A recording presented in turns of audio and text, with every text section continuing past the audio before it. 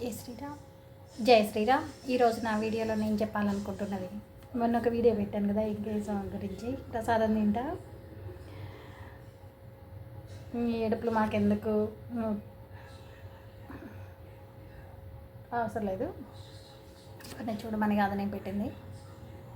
నా ఫీలింగ్ అట్లా ఉంటుంది అన్నమాట. ఆయన ప్రసాదమైన, ఆయన రూపమైన, ఆయన చిన్న పేపర్ మీద చూసిన, ఇంకా పెద్దగా విగ్రహ రూపంలో చూస్తే ఎంతమంది షార్ట్ పెట్టారనమాట, నా బంగారు మామ అని.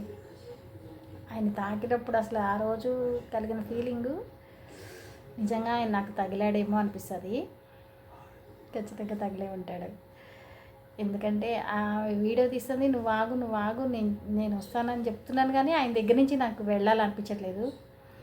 అక్కడి నుంచి బయటికి రాకపోతే ఈ పాటికి చంద్రపుకారం అయిపోయిండేదాన్ని. ఆయన అన్నీ చూస్తూ ఉంటాడు, అన్నీ మాట్లాడితే వింటూ ఉంటాడు. వడ్డీకి అసలు వాడితో మీరు ఎప్పుడైనా వడ్డీ లెక్క కట్టారా? నేను కట్టాను, ఇంకెవరో కట్టకండి. ఎందుకంటే మనం ఎవరికన్నా ఇప్పుడు వడ్డీ కాసులు వాడంటే ఏంటి, మనం మొక్కుకొని ఆయనకు మొక్కిన తర్వాత మన మొక్కు తీరిన తర్వాత మనం మొక్కుకున్న దానికి వడ్డీ కూడా వేసి, లేట్ అయితే వడ్డీ కూడా వేసి ఆయనకి మొక్కు తీర్చడం. ఇది వడ్డీ కాసులు వాడి లెక్క. ఆయనతో నా అనుబంధం ఎట్లుంటుందంటే, ఆయనకి మొక్కేశాను. అప్పుడు నాది 4 సెవర్ల తాడు ఉండేది, బాగా దొడ్డుగా ఉండేది, అందరికన్నా స్పెషల్గా ఉండేది. ఎప్పుడో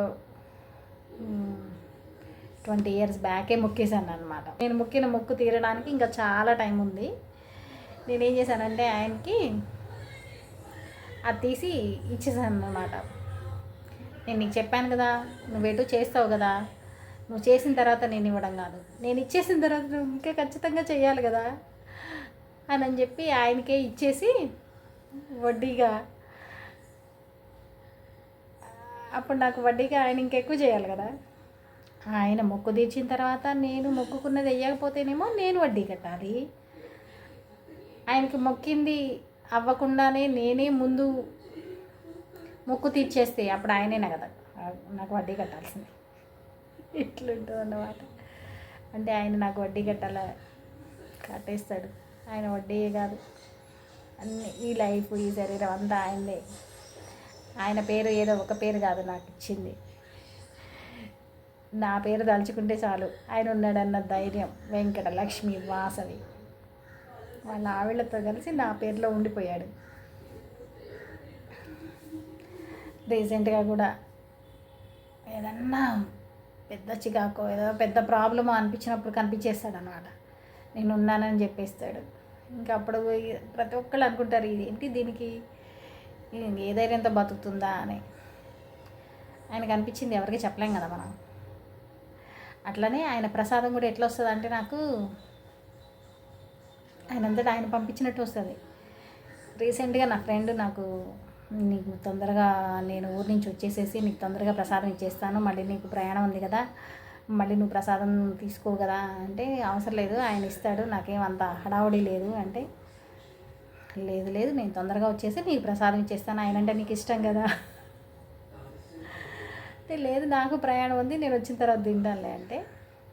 విషయం ఏంటంటే, వాళ్ళ ప్రయాణం ఆగిపోయింది, నా ప్రయాణం ఆగిపోయింది. తను మళ్ళీ వాళ్ళ ప్రయాణం ఆగిపోయినా తను వచ్చి నాకు ప్రసాదం ఇచ్చిన తర్వాత ఒక 2 hours తర్వాత నా ప్రయాణం మొదలైంది అన్నమాట.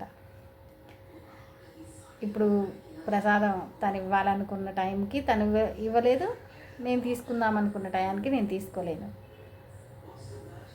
ఎట్లా పంపిస్తాడంటే, ఏదో పెద్ద ప్రాబ్లం ఉన్నప్పుడు, ఏదో పెద్ద చికాకు అనిపించినప్పుడు ఆ ప్రసాదం వచ్చేస్తే మొత్తం తినేస్తా. కత్త కూడా తినను, మొత్తం తినేస్తా. మొత్తం మరి మా నాన్న తెచ్చిన స్వీట్ అది, మా నాన్న పంపించాడు నా కోసం, తినేయాలి కదా. ప్రసాదాన్ని కళ్ళకు అద్దుకొని పక్కన పెడతామా ఏంటి, మొత్తం తినేసేసినాయి. అట్లుంటుంది ఇంకైతే నా అనుబంధం. ఇట్లా వడ్డీ కాసులు వాడికి మీరు ఎవరన్నా వడ్డీలు లెక్క కట్టారా? ఆయనతో జాగ్రత్తగా మాట్లాడాలి, ఆయన అన్నీ వింటాడు. కాకపోతే